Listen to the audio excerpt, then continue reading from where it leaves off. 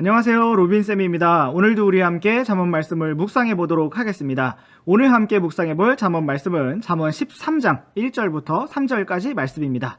먼저 우리 함께 이 말씀을 읽어보도록 하겠습니다. 지혜로운 아들은 자기 아버지의 훈계를 들으나 비웃는 자는 책망을 귀담아 듣지 아니하느니라. 사람은 자기 입의 열매로 말미암아 선을 먹으려니와 범법자들의 혼은 폭력을 먹으리라. 자기 입을 지키는 자는 자기 생명을 보호하나 자기 입술을 크게 벌리는 자에게는 멸망이 있으리로다. 오늘도 우리에게 새로운 하루의 아침을 허락하여 주신 주님을 찬양합니다. 하나님께서 우리 각자에게 귀한 말씀을 허락해 주시기 원합니다. 오늘 우리가 함께 읽은 새 구절에서 귀와 입에 대한 말씀을 볼 수가 있습니다. 주님께서 우리의 귀와 입을 붙들어 주시기를 원합니다. 먼저 1절 말씀을 살펴보겠습니다. 지혜로운 아들은 자기 아버지의 훈계를 듣는다고 말씀하고 있습니다. 여러분, 아들과 아버지의 관계를 생각해 보십시오. 이 세상에 많은 악한 아버지들이 있기는 하지만 일반적으로 본능적으로 생각할 때 아버지는 아들을 사랑합니다. 아버지는 아들을 너무나 사랑하여 무엇이든 좋은 것을 주고자 합니다. 심지어 예수님께서는 너희가 악할지라도 자기 자녀에게는 좋은 것을 줄 안다고 말씀하셨습니다. 그렇다면 아버지가 아들에게 주는 훈계는 얼마나 사랑이 넘치는 말씀이겠습니까? 지혜로운 자란 어떤 사람입니까? 어떤 대단히 어려운 말을 듣는 것이 아니라 자기를 진심으로 사랑하는 아버지의 훈계를 듣는 사람입니다. 사랑하는 학생 여러분, 우리의 아버지는 누구십니까? 오늘 우리의 아버지는 온 우주의 창조주이시며 왕이시며 우리의 구원자가 되시는 하늘의 하나님 아버지이십니다. 우리 함께 마태복음 23장 9절 말씀을 보시겠습니다. 땅에 있는 자를 너희 아버지라 부르지 말라. 너희 아버지는 한 분, 곧 하늘에 계신 분이시니라. 예수님께서는 우리에게 오직 한 분, 하늘에 계신 아버지가 계시다고 말씀하셨습니다. 오늘도 하늘의 아버지께서는 우리 각자에게 훈계의 말씀, 지혜의 말씀을 주십니다. 지혜로운 자라면 반드시 이 귀한 하나님의 말씀을 귀담아 들을 것입니다. 듣는다는 것은 단순히 말소리를 듣는다는 것이 아니라 그 말씀을 마음에 담아서 간직하고 또한 순종하는 것을 말합니다. 우리가 책망의 말씀을 비웃는 자가 아니라 귀담아 듣고 순종하는 하나님의 아들과 딸이 되기를 원합니다. 이제 우리 함께 잠언 13장 2절 말씀을 살펴보겠습니다. 2절과 3절은 입에 대하여 말씀하고 있습니다. 사람은 자기의 입의 열매로 말미암아 선을 먹을 것이라고 말씀하고 있습니다.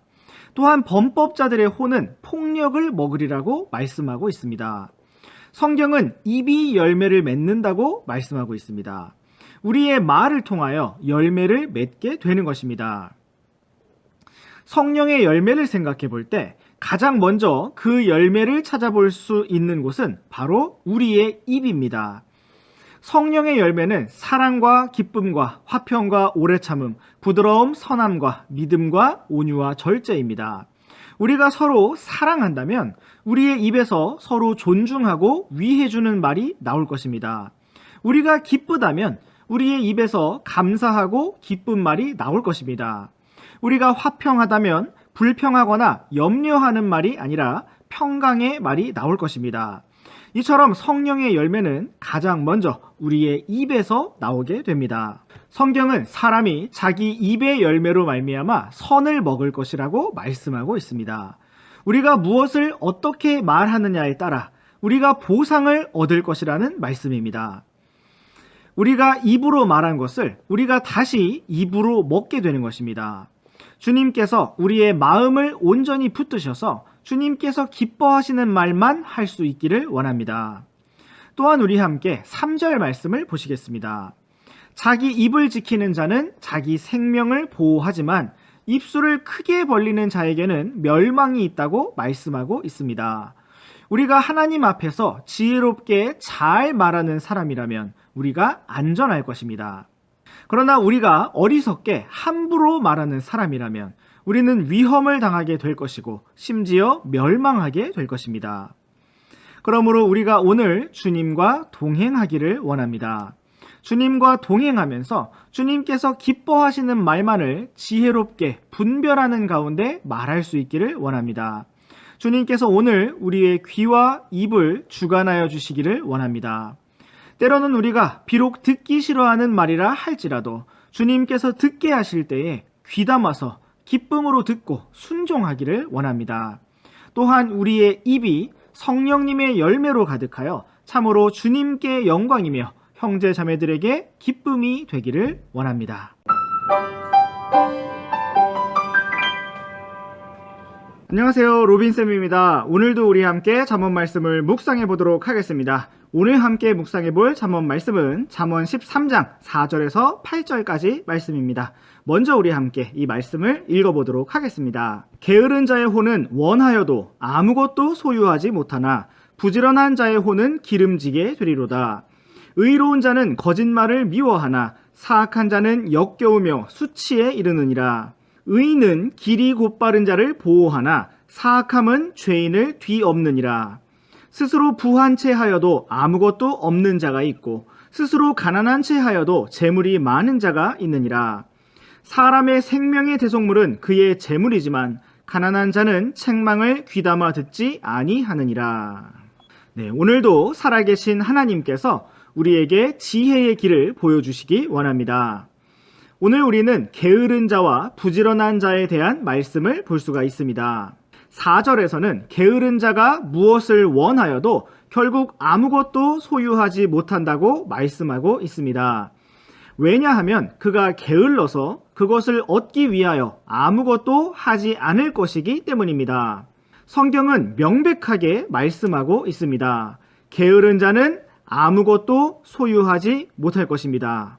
우리가 무엇인가를 못하고 무엇인가를 가지지 못했다면 그것은 우리가 게으르기 때문입니다.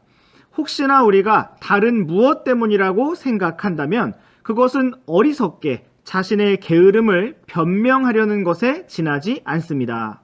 성경은 오직 부지런한 자의 혼은 기름지게 될 것이라고 말씀하고 있습니다.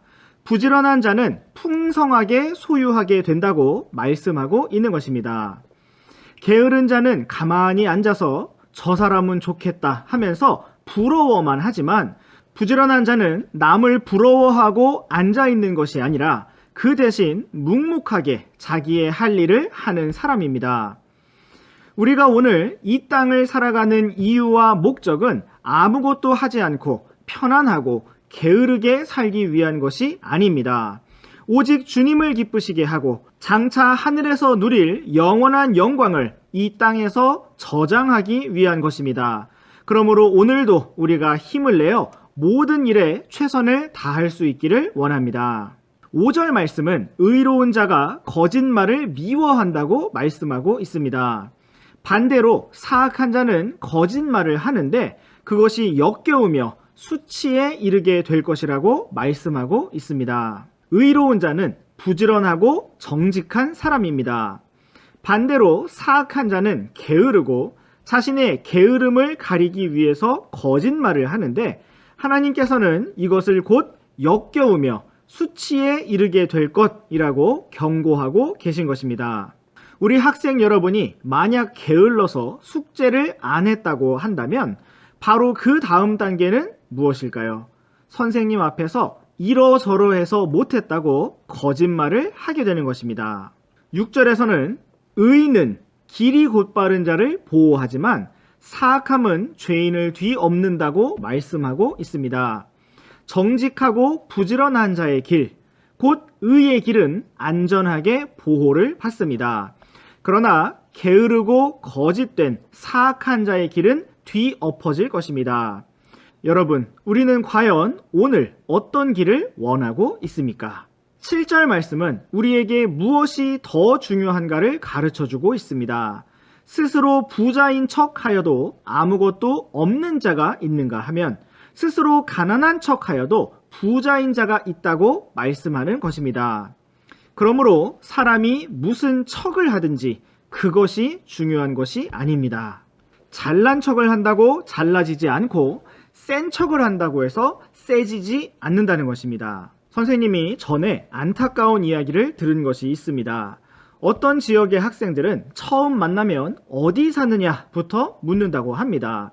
그래서 어디 임대 아파트에 산다고 하면 그때부터 그 친구의 별명이 임대가 된다고 합니다. 또는 어느 아파트에 살면 거지라고 부른다고 합니다. 같은 아파트에 살면 무슨 차를 타냐고 묻는다고 합니다. 그리고 차가 안 좋으면 또 그것으로 무시한다고 합니다. 여러분, 이처럼 이 세상은 물질주의로 가득하고 허영으로 가득합니다. 사람을 평가하는 기준이 그 사람의 인성과 성실함이 아니라 돈이 되어가는 것입니다. 그러나 여러분, 우리의 소망은 저 하늘에 있습니다. 우리가 오늘은 가난한 채 하여도 영원한 왕국에서는 결국 부자로 드러나게 될 것입니다. 8절 말씀을 살펴보시겠습니다. 사람의 생명의 대속물은 그의 재물이라고 말씀하고 있습니다.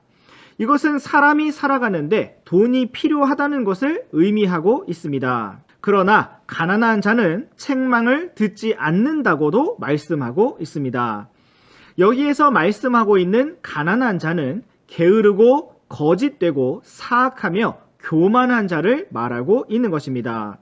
왜 그가 가난한 자가 되었는가 하면 게으르기 때문이고 거짓되기 때문이고 책망을 듣지 않기 때문인 것입니다. 오늘 우리가 주님 앞에 부지런하고 겸손하며 책망을 잘 듣는 귀를 가졌다면 우리는 장차 주님의 왕국에서 놀라운 영광을 보상으로 받아 영원한 부와 존귀와 명예를 누리게 될 것입니다. 이 땅에서는 비록 우리가 아무것도 아닌 자이지만 장차 영원한 왕국에서는 부유하며 존귀한 자가 될 것입니다. 그날을 소망하여 오늘도 믿음의 걸음을 힘차게 걷기 원합니다. 안녕하세요, 로빈쌤입니다. 오늘도 우리 함께 잠언 말씀을 묵상해 보도록 하겠습니다. 오늘 함께 묵상해 볼 잠언 말씀은 잠언 13장 9절과 10절 말씀입니다. 먼저 우리 함께 이 말씀을 읽어보도록 하겠습니다. 의로운 자의 빛은 기뻐하나 사악한 자의 등불은 꺼지리라. 오직 교만에 의해서 다툼이 생기나 좋은 충고를 받은 자에게는 지혜가 있느니라. 오늘도 함께 주님의 말씀을 살펴보기 원합니다. 먼저 우리 함께 9절 말씀을 살펴보겠습니다. 성경은 의로운 자의 빛은 기뻐하지만 사악한 자의 등불은 꺼질 것이라고 말씀하고 있습니다. 빛은 어두운 곳을 밝히 보여주는 것입니다. 빛이 없다면 사람이 아무리 눈을 달고 있어도, 눈을 뜨고 있어도, 아무리 시력이 좋아도 아무것도 볼 수가 없습니다. 여기서 우리가 빛이라는 단어를 잠언 말씀의 주제에 따라 지혜라고 생각해 본다면 빛은, 바로 지혜는 우리에게 깨달음을 주며 명철을 주며 몰랐던 것들을 보게 하여 주고 알게 해주는 힘이라고 할 수가 있겠습니다. 재미있는 것은 의로운 자에게만 빛이 있는 것이 아니라 사악한 자에게도 빛이 있다는 것입니다. 한때는 의로운 자나 사악한 자나 모두가 빛을 들고 등불을 밝히고 있는 시간이 있을 것입니다. 의로운 자나 사악한 자나 똑같이 빛을 가지고 지혜롭게 걷는 순간이 있을 것입니다. 그러나 결국에는 어떻게 됩니까? 의로운 자의 빛은 기뻐하게 될 것입니다. 그러나 사악한 자의 등불은 슬퍼하게 될 것이며 꺼지게 될 것입니다. 중요한 것은 어느 한순간에 똑똑하고 지혜롭고 현명한가 하는 점이 아닙니다. 누구든지 한순간 지혜로울 수 있습니다. 그러나 우리에게 중요한 것은 우리 자신이 과연 주님과 동행하는 의로운 자인가 아니면 홀로 똑똑한 사악한 자인가 하는 점입니다. 우리 자신이 오늘 어떠한 사람인가가 더욱 중요합니다. 또한 우리 함께 10절 말씀을 살펴보겠습니다. 성경은 오직 교만에 의해서 다툼이 생긴다고 말씀하고 있습니다. 그러나 좋은 충고를 받은 자, 즉 겸손한 자에게는 지혜가 있다고 말씀하고 있습니다. 우리에게 오해와 다툼이 생겨나는 이유는 오직 교만 때문입니다. 우리가 겸손하다면 다툼이 일어날 수가 없습니다. 우리가 교만하기 때문에 자존심이 상하고 감정이 상합니다. 나는 마땅히 대접을 받아야 하는 사람인데 무시를 당했다고 느끼는 교만 때문에 다툼이 생깁니다. 나는 인정을 받아야 하는데, 칭찬을 받아야 하는데, 주목을 받아야 하는데, 관심을 받아야 하는데, 배려를 받아야 하는데, 그렇지 못하다고 느끼는 교만 때문에 다툼이 생깁니다. 우리가 만약 스스로를 정말 아무것도 아닌 자로 여긴다면 우리에게는 마음 상할 일이 없을 것입니다. 사람들이 나를 무시한다고 해서 화가 나지 않을 것입니다. 사람들이 나에게 함부로 한다고 해서 자존심이 상하지도 않을 것입니다. 우리 함께 마태복음 11장 29절 말씀을 보시겠습니다. 나는 마음이 온유하고 겸손하니 너희 위에 내 멍에를 메고 내게 배우라. 그리하면 너희가 너희 혼을 위한 안식을 찾으리니. 마음이 온유하고 겸손하신 예수님께서는 내게 배우라고 말씀하셨습니다. 그리하면 우리가 예수님의 온유와 겸손을 배우면 안식을 찾을 것이라고 말씀하셨습니다. 우리들의 마음에 안식이 없는 것은 왜 그럴까요? 우리가 예수님의 온유와 겸손을 배우지 못하였기 때문인 것입니다. 계속해서 잠언 13장 10절 말씀의 뒷부분을 보면 좋은 충고를 받은 자에게 지혜가 있다고 말씀하고 있습니다. 교만한 사람의 특징은 어리석다는 것이고 겸손한 사람의 특징은 지혜롭다는 것입니다.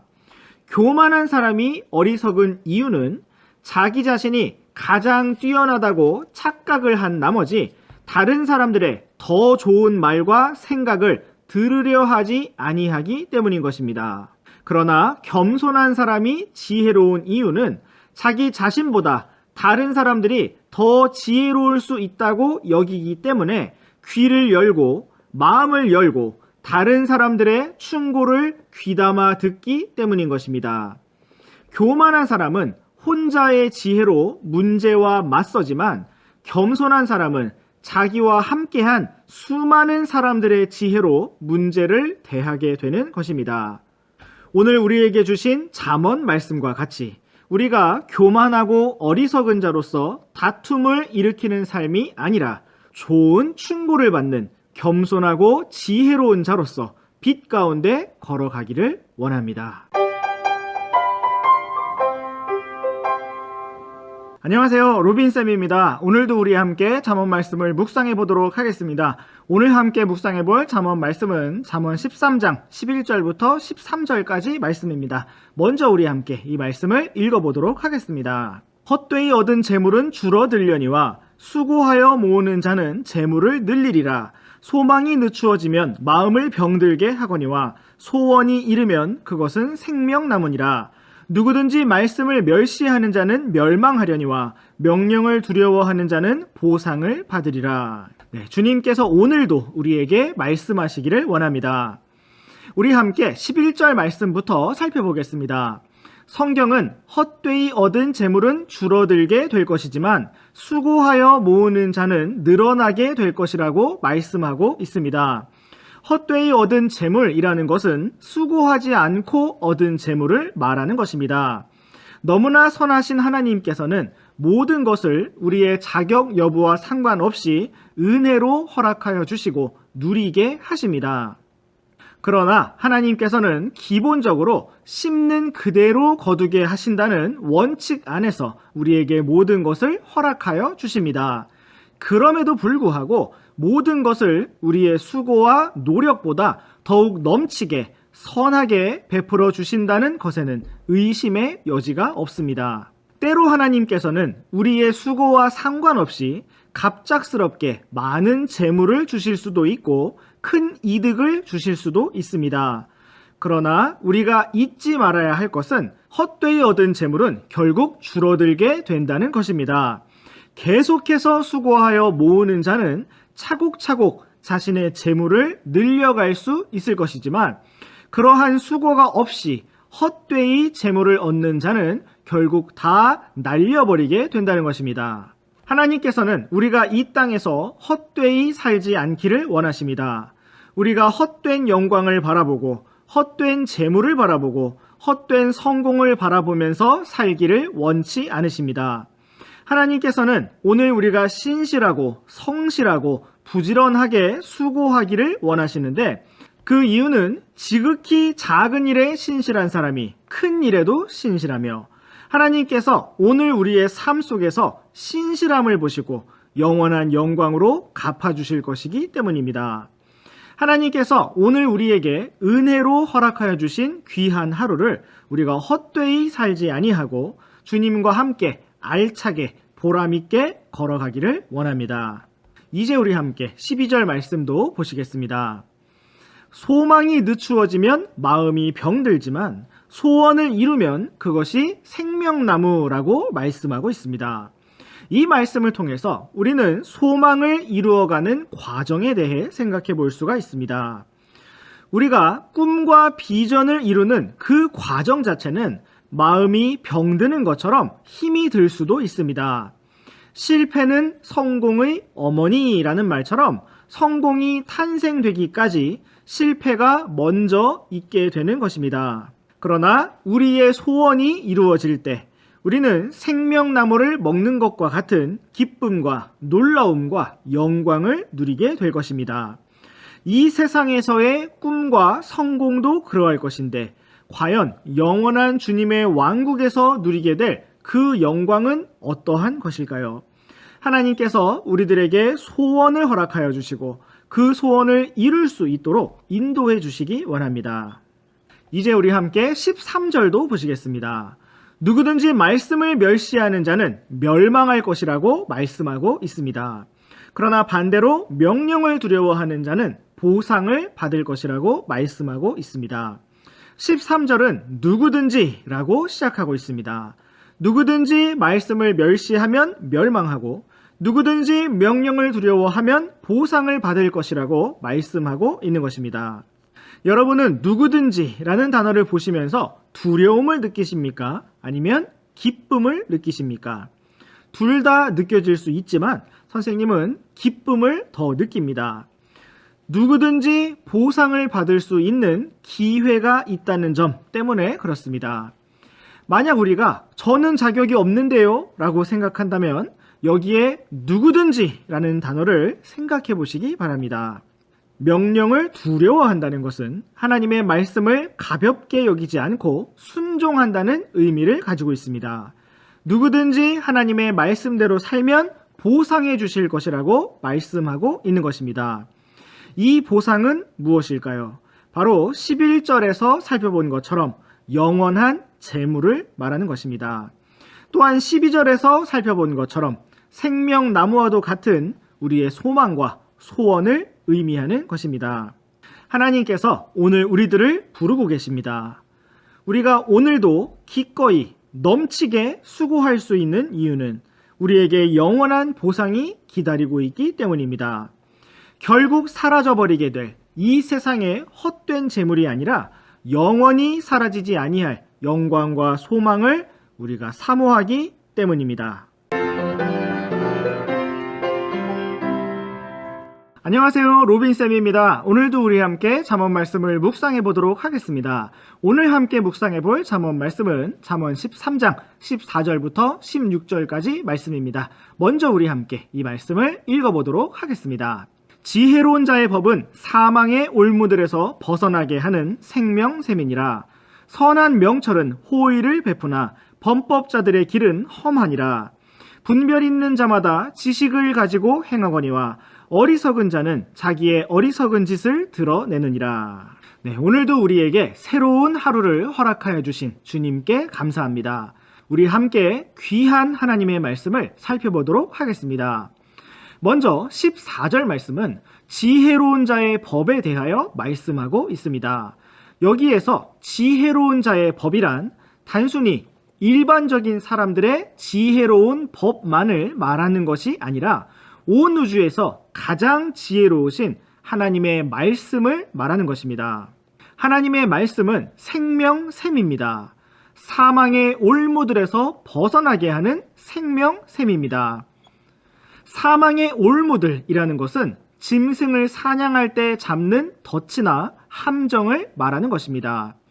우리의 인생길에는 이러한 올무들이 많이 있습니다. 보증이나 잘못된 친구나 사업의 실패나 큰 사고들이 이러한 사망의 올무들이라고 할 수가 있습니다. 우리에게 이런 일이 언제라도 일어날 수가 있습니다. 그럼에도 불구하고 성경은 지혜로운 자의 법이 이러한 사망의 올무들에서 벗어나게 하는 생명샘이라고 말씀하고 있습니다. 오늘 우리가 이 귀한 말씀을 사모하고 우리들의 마음에 새긴다면 반드시 우리들의 삶에 다가올 사망의 올무와 같은 위험에서 벗어날 수 있을 것입니다.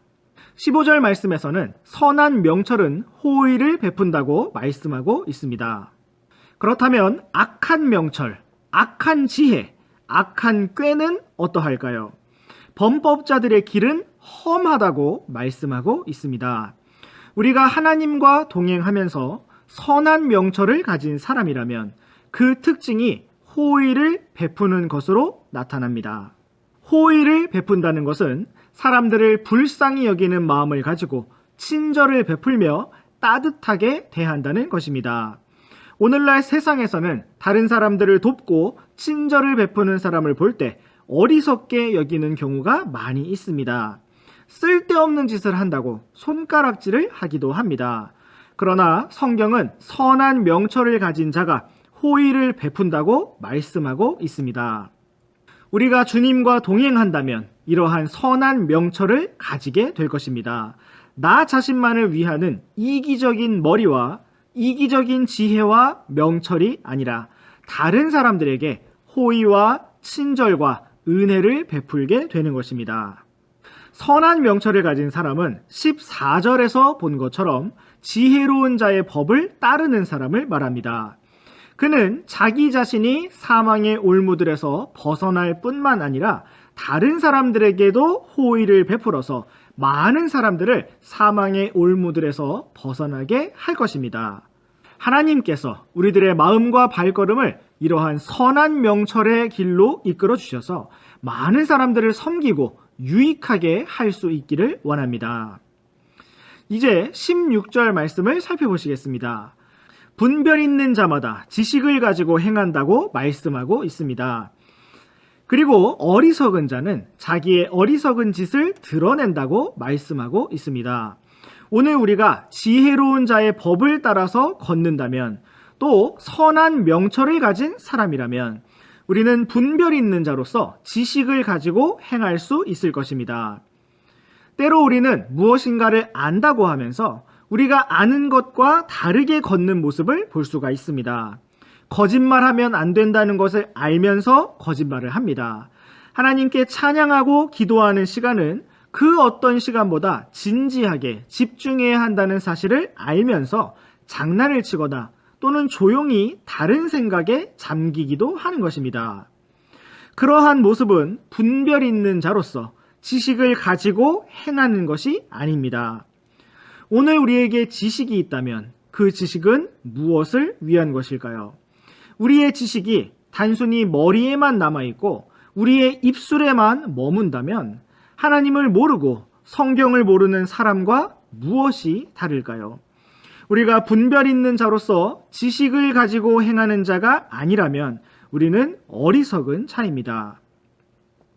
어리석은 자는 무엇을 모르기 때문에 어리석은 것이 아니라 지혜의 법을 알면서도 선한 명철의 길을 알면서도 고의적으로 거부하고 육신의 원함대로 자기 마음대로 살아가기 때문인 것입니다.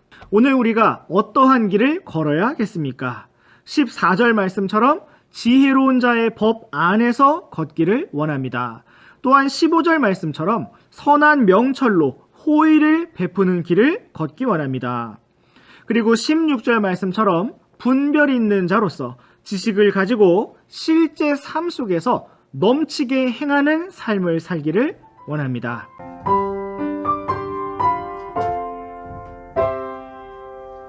안녕하세요, 로빈쌤입니다. 오늘도 우리 함께 잠언 말씀을 묵상해 보도록 하겠습니다. 오늘 함께 묵상해 볼 잠언 말씀은 잠언 13장 17절과 18절 말씀입니다. 먼저 우리 함께 이 말씀을 읽어보도록 하겠습니다. 사악한 사자는 해악에 빠져도 신실한 대사는 건강하게 하느니라. 훈계를 거절하는 자에게는 가난과 수치가 있으려니와 책망을 중히 여기는 자는 존경을 받으리라. 네, 오늘도 함께 귀한 하나님의 말씀을 나누기 원합니다. 먼저 17절 말씀을 보시겠습니다. 사악한 자는 해악에 빠지지만 신실한 대사는 건강하게 한다고 말씀하고 있습니다. 먼저 사자라는 말을 영어로 보시면 messenger, 바로 메신저라고 되어 있습니다. 메신저는 어떠한 소식을 전달하는 사람을 말합니다. 또 뒤에 나오는 대사라는 단어는 영어로 ambassador이라고 되어 있는데 이것은 오늘날 외교관을 말하는 것입니다. 한 나라를 대표하는 사람이 바로 대사입니다. 여기서 우리는 사악한 사자와 신실한 대사가 비교되는 것을 볼 수가 있습니다. 사악한 사자의 반대말은 바로 신실한 대사입니다. 그렇다면 무엇이 사악한 것일까요? 바로 신실하지 못한 것입니다. 자신의 맡은 일에 불성실하고 무책임한 것이 바로 사악한 것입니다. 그렇다면 무엇이 선한 것일까요? 자신의 일에 신실한 것입니다. 잘하느냐 못하느냐의 여부는 그 다음 문제이고 무엇보다 먼저 중요한 것은 우리가 신실한가 아닌가 하는 점입니다. 우리는 다 하나님의 메신저이며 하나님의 대사입니다. 우리 함께 고린도후서 5장 20절 말씀을 보시겠습니다. 그런즉 하나님께서 우리를 통해 너희에게 간청하시는 것 같이 이제 우리가 그리스도를 위한 대사가 되어 그리스도를 대신하여 너희에게 간구하노니 너희는 하나님과 화해하라. 여기서 사도 바울은 자신이 그리스도를 위한 대사가 되었으며 그리스도를 대신하여 하나님의 말씀을 전달한다고 말하고 있습니다. 이처럼 우리들도 주 예수 그리스도의 대사로서 하늘의 대사로서 복음을 전할 위임을 가지고 주님의 말씀을 신실하게 전달할 사명을 가지고 오늘 하루를 살고 있습니다. 우리가 만약 사악한 사자라면 우리에게는 해악이 있을 것입니다. 그러나 우리가 신실한 대사라면 우리 자신이 건강하게 안전하게 될 뿐만 아니라 우리들의 말을 통하여 많은 사람들이 든든하게 세워질 것입니다. 우리가 오늘 하나님의 신실한 대사로서 살아가기를 원합니다. 이제 우리 함께 잠언 13장 말씀으로 돌아오셔서 18절 말씀을 살펴보겠습니다. 18절 말씀에서는 훈계를 거절하는 자에게 가난과 수치가 있을 것이라고 말씀하고 있습니다. 그러나 반대로 책망을 중요하게 여기는 자는 존경을 받을 것이라고 말씀하고 있습니다. 때로는 우리가 책망을 받을 때 그것이 사실이 아니라고 해명하거나 변명을 하고 싶을 때가 많이 있습니다. 때로는 그래서 그런 것이 아니라고 억울해하기도 합니다. 우리가 그렇게 하는 이유는 사람들 앞에서 수치를 당하기가 싫고 부끄러움을 당하기가 싫기 때문인 것입니다. 그러나 성경은 오늘 우리에게 정확히 말씀하고 있습니다. 훈계를 거절하는 자는 그 당시에는 어쩌면 자존심을 세울 수도 있고 자기 자신이 옳은 것처럼 고집을 부려서 사람들 앞에 꺾이지 않는 것 같고 지지 않고 이기는 것 같은 모습을 가질 수도 있습니다. 그러나 그 결과는 가난과 수치뿐이라고 말씀하고 있습니다. 그러나 우리가 책망을 중요하게 여긴다면 어쩌면 책망을 받고 훈계를 받아들이는 그 순간에 사람들 앞에서 부끄럽고 쑥스러운 모습을 가질 수 있을지도 모릅니다. 그러나 성경은 결국 책망을 중히 여기는 자가 존경을 받게 될 것이라고 말씀하고 있는 것입니다. 이 존경은 영원한 왕국에까지 이어지게 될 것입니다. 하나님의 말씀이 우리에게 주어진 목적은 무엇일까요? 너무나 당연하지만 재미있고 웃긴 이야기를 해주기 위해서가 아닙니다. 단순히 우리에게 기분 좋은 말을 듣게 해주기 위해서도 아닙니다. 하나님의 말씀은 우리에게 그 무엇보다 책망으로 다가올 때가 많이 있습니다. 우리 함께 디모데후서 3장 16절과 17절 말씀을 보시겠습니다. 모든 성경 기록은 하나님의 영감으로 주신 것으로 교리와 책망과 바로잡음과 의로 교육하기에 유익하니 이것은 하나님의 사람이 완전하게 되어 모든 선한 일에 철저히 갖추어지게 하려 함이라. 아멘.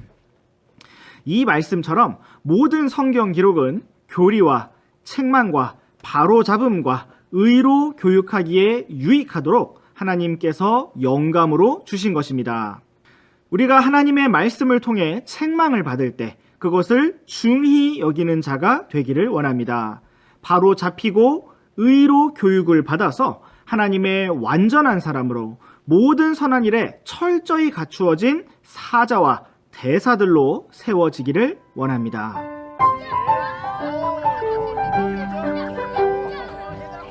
안녕하세요, 로빈쌤입니다. 오늘도 우리와 함께 잠언 말씀을 묵상해 보도록 하겠습니다. 오늘 함께 묵상해 볼 잠언 말씀은 잠언 13장 19절과 20절 말씀입니다. 먼저 우리 함께 이 말씀을 읽어보도록 하겠습니다. 혼에게는 성취된 소원이 달거니와 어리석은 자들에게는 악에서 떠나는 것이 가증한 것이니라. 지혜로운 자들과 함께 걷는 자는 지혜로우려니와 어리석은 자들의 벗이 되는 자는 멸망을 당하리라. 네, 오늘 우리에게 새로운 날을 허락하신 주님께 감사합니다. 귀한 주님의 말씀을 함께 살펴보기 원합니다. 19절 말씀부터 살펴보겠습니다.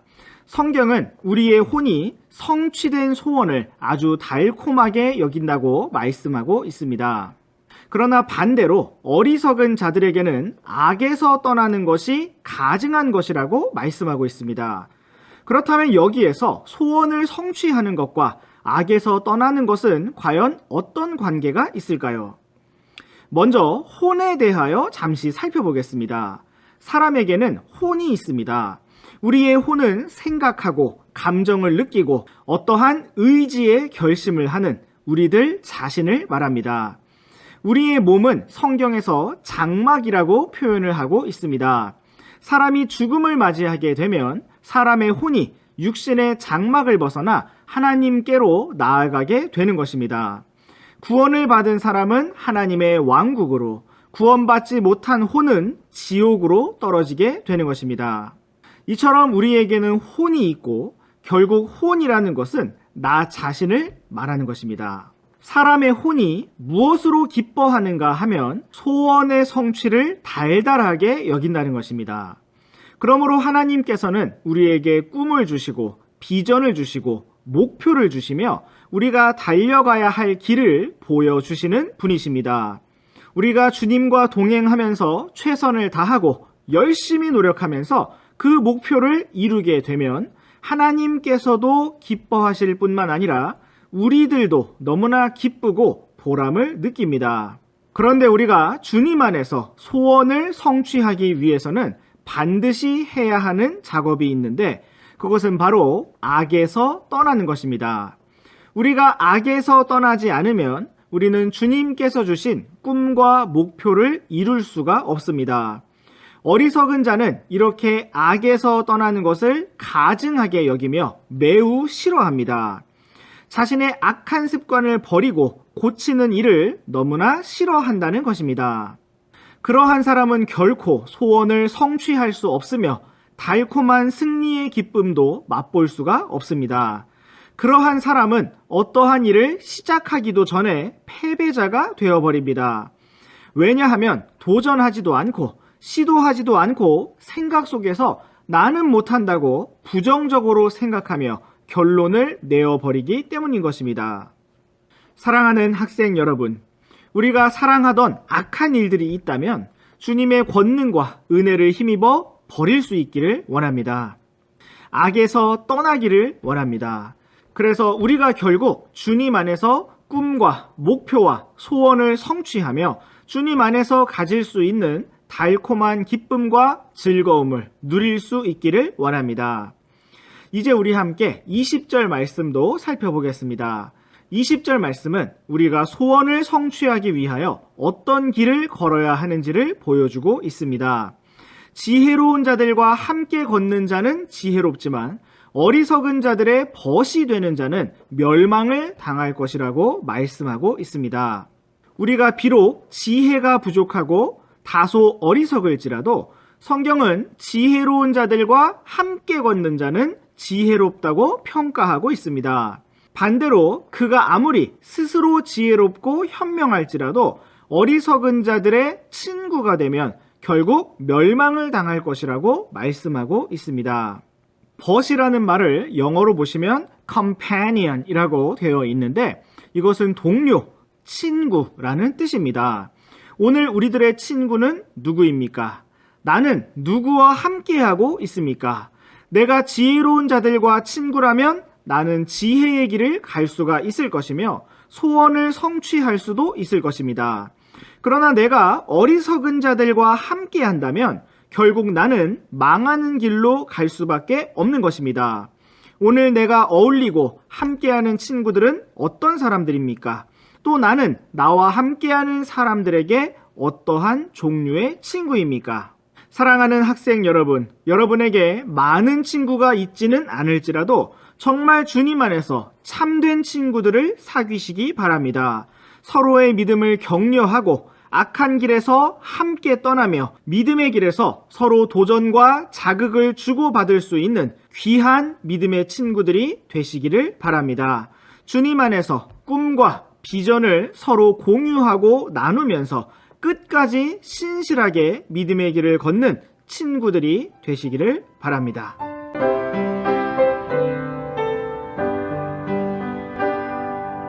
안녕하세요, 로빈쌤입니다. 오늘도 우리 함께 잠언 말씀을 묵상해 보도록 하겠습니다. 오늘 함께 묵상해 볼 잠언 말씀은 잠언 13장 21절부터 23절까지 말씀입니다. 먼저 우리 함께 이 말씀을 읽어보도록 하겠습니다. 재앙은 죄인들의 뒤를 따르거니와 의로운 자들은 좋은 것으로 보답을 받으리라. 선한 사람은 자기 자손의 자손에게 상속 재산을 남기거니와 죄인의 재물은 의인을 위해 쌓이느니라. 가난한 자가 경작하는 곳에는 먹을 것이 많거니와 판단이 부족하여 멸망하는 일도 있느니라. 오늘도 함께 귀한 주님의 말씀을 살펴보기 원합니다. 먼저 21절 말씀을 보시겠습니다. 죄인들의 뒤에는 재앙이 오게 될 것이고 의로운 자들의 뒤에는 좋은 보답이 올 것이라고 말씀하고 있습니다. 한번 생각해 보겠습니다. 죄인들은 왜 죄악의 길로 걸어갈까요? 왜냐하면 오늘의 잠언 말씀처럼 재앙이 앞이 아니라 뒤에서 따라오기 때문이고 앞에는 좋은 것들이 보이기 때문입니다. 만약 죄의 길 바로 앞에 재앙이 있다면 이 세상 그 누구도 죄악의 길을 선택하지 않을 것입니다.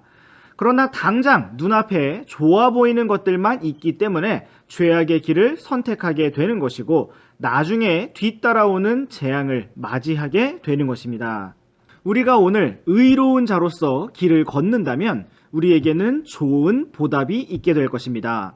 바로 하나님께서 주실 영원한 영광과 존귀의 보상인 것입니다. 그러므로 우리가 오늘 의로운 자의 길을 걷는데 반드시 필요한 것이 있다면 그것은 바로 인내와 끈기입니다. 우리가 중도에 포기하지 않고 끝까지 믿음의 길을 걸어가는 것이 너무나 중요합니다. 한때 한순간 믿음의 길을 걸었던 사람들은 많이 있습니다. 그러나 끝까지 믿음의 길을 신실하게 걸어가는 사람은 너무나 적습니다. 사랑하는 학생 여러분, 모두 함께 끝까지 주님을 신실하게 따르는 의의 길을 걸어가기 원합니다. 이제 우리 함께 22절 말씀을 보시겠습니다. 22절은 선한 사람이 자기 자손의 자손에게 상속 재산을 남긴다고 말씀하고 있습니다. 그러나 죄인의 재물은 의인을 위해 쌓인다고 말씀하고 있습니다. 이 말씀의 의미를 잘 생각해 보겠습니다. 먼저 구약 시대에는 하나님께서 복을 주시는 사람들이 이 땅에서 부자가 되고 잘 살았던 것을 볼 수가 있습니다. 욥은 당대에 엄청난 부자였고 아브라함도 부자였으며 이삭과 야곱도 많은 물질적인 복을 받았습니다. 구약 시대에 하나님께서 복 주신 사람들의 특징은 밭에 똑같이 곡식을 심었는데 더 많은 열매를 거두게 되었다는 것이고 똑같이 초원에서 양떼를 돌보았는데 더 많고 건강한 가축들을 가지게 되었다는 것입니다. 그러나 신약 시대에 하나님께서 복을 주시는 사람들은 이 땅에서 오히려 가난하고 더 못 살았던 것을 볼 수가 있습니다.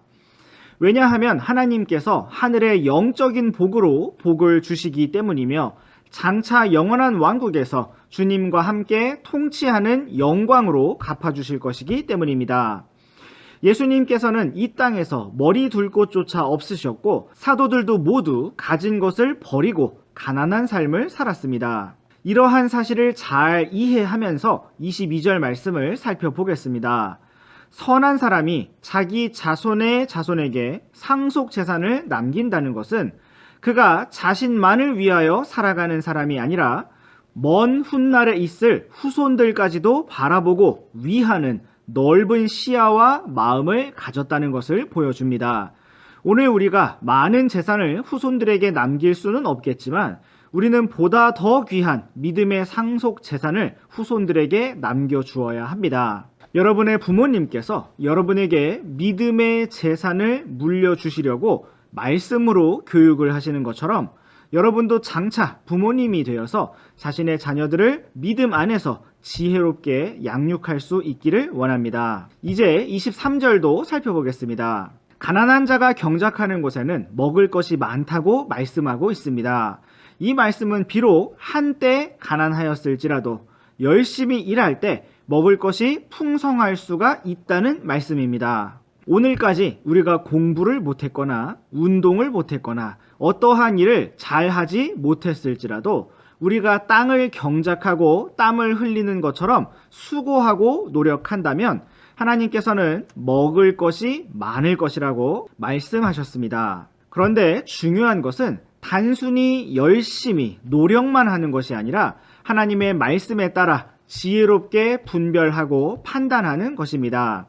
우리가 매일 하나님의 말씀을 읽고 듣고 배우고 암송하고 또 묵상하는 이유는 바로 여기에 있습니다.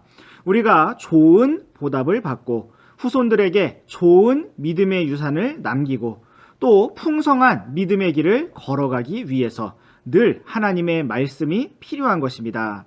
주님께서 오늘도 우리를 붙들어 주시기를 원합니다.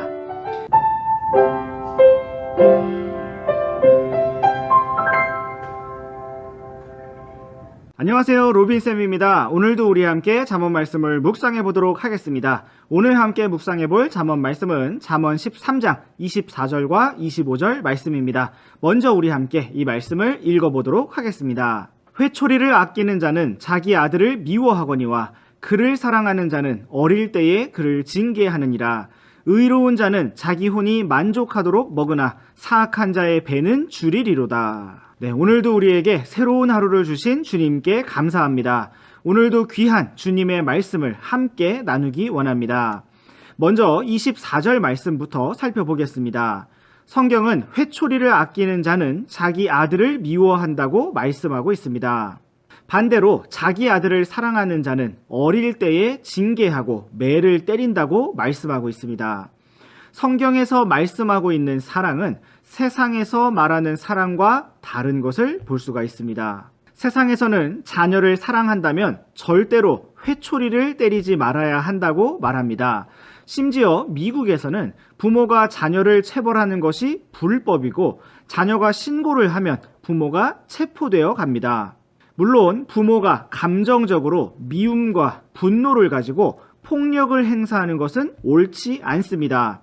그러나 성경은 사랑의 회초리가 반드시 있어야 한다고 말씀하고 있습니다.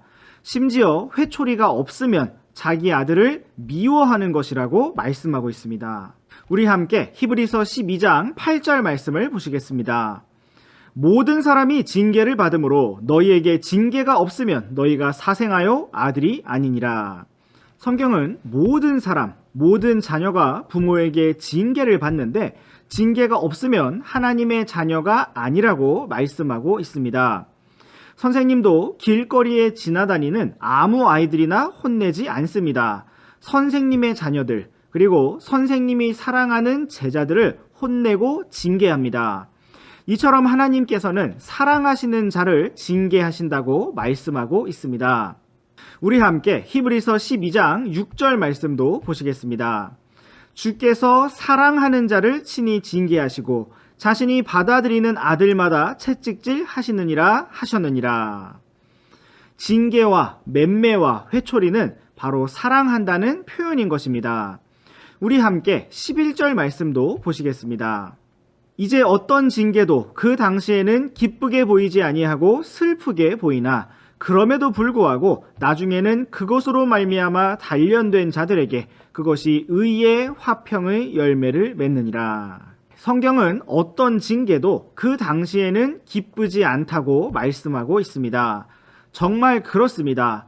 혼나는 것을 좋아하는 사람은 아무도 없습니다. 그것은 슬프고 또 힘든 일입니다.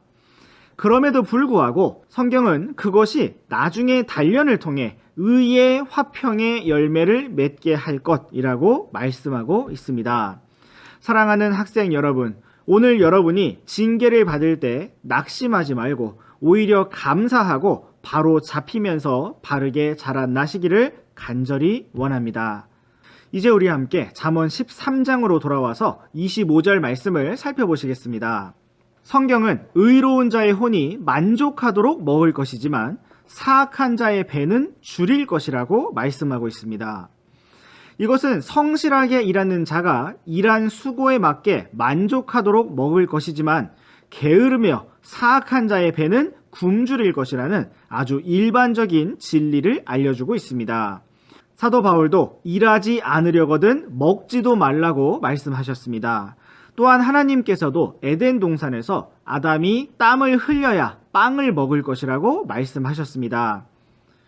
그러나 이 말씀을 우리가 조금 더 묵상해보면 이것은 단지 물질적으로 음식을 먹고 배부른 것만을 의미하지는 않습니다. 예수님께서는 사마리아 우물가에서 제자들에게 나에게는 너희가 모르는 양식이 있다고 말씀하신 바 있습니다. 그것은 바로 하나님의 뜻을 행하고 그분의 일을 끝마치는 것이라고 말씀하셨습니다. 이처럼 우리가 믿음의 길을 걸어가며 주님의 일을 섬길 때 하나님께서는 물질적인 빵 이상의 만족으로 우리들을 먹이시는 것을 볼 수가 있습니다. 반대로 사악한 자는 어떻습니까? 스스로의 만족을 구하고 찾지만 결코 만족스럽게 되지 못하고 오히려 굶주리게 되는 것을 볼 수가 있습니다. 이제 우리 함께 24절과 25절을 연결해 보시겠습니다. 사랑의 회초리는 어떤 사람에게 필요한 것일까요? 사악한 자, 즉 여기서는 게으른 자에게 필요하다라는 것을 생각해 볼 수가 있습니다. 사랑하는 학생 여러분, 우리가 오늘도 새로운 마음으로 부지런하고 성실하게 믿음의 발걸음을 걸어가기를 원합니다. 네, 오늘의 잠언 묵상은 여기까지입니다. 우리 다음 시간에도 계속해서 잠언 말씀 묵상해 보도록 하겠습니다. 그럼 안녕!